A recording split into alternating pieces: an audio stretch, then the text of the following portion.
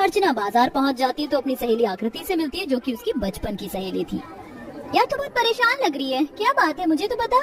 क्या बताऊं, मुझे अपनी बेटी के आने वाले भविष्य की बहुत चिंता है और मैं अपने ही घर में डरने लगी हूँ।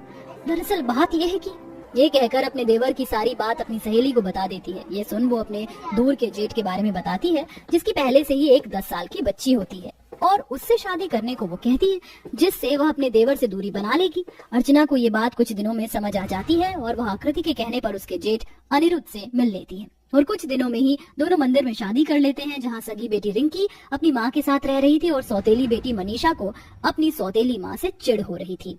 अर्चना, तुम्हें यहाँ पर किसी भी चीज की जरूरत हो तो मुझे बता देना। अब से इस घर की गृहिणी तुम, और जैसे मैंने रिंकी को अपनाया है वैसे ही तुम मनीषा को भी अपनाओगी और उसे माँ का प्यार दोगी, जैसे कि हमारे बीच बात हुई थी। आप चिंता मत कीजिए, मैं दोनों बेटियों का बहुत ख्याल रखूंगी।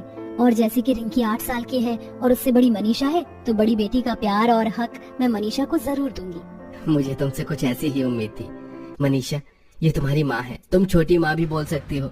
और अपनी बहन के साथ लड़ना नहीं, उसके साथ अपना कमरा शेयर करना, खाने पीने की चीजें भी। हाँ, अरे वाह, ये गुड़िया तो बहुत अच्छी है, मुझे ये गुड़िया चाहिए पापा। अब से आप मेरे पापा हो ना? हाँ बेटा। मनीषा, अपनी डॉल रिंकी को दे दो, मैं तुम्हारे लिए और नई डॉल ले आऊंगा। पापा, आपने दूसरी शादी क्यों करी? आपने मेरी मम्मा की जगह किसी और को दे दी, क्यों? मुझे ये औरत बिल्कुल पसंद नहीं है। मैं किसी को अपनी माँ और बहन नहीं समझती, और आपने मेरी डॉल उस सौतेली बहन को क्यों दी? ऐसे जिद करके मनीषा अपने कमरे में चली जाती है। ओहो, उसे बुरा लग गया। तुम फिक्र मत करो अर्चना, वो जल्दी समझ जाएगी। उसके लिए भी आसान नहीं है ये सब समझना।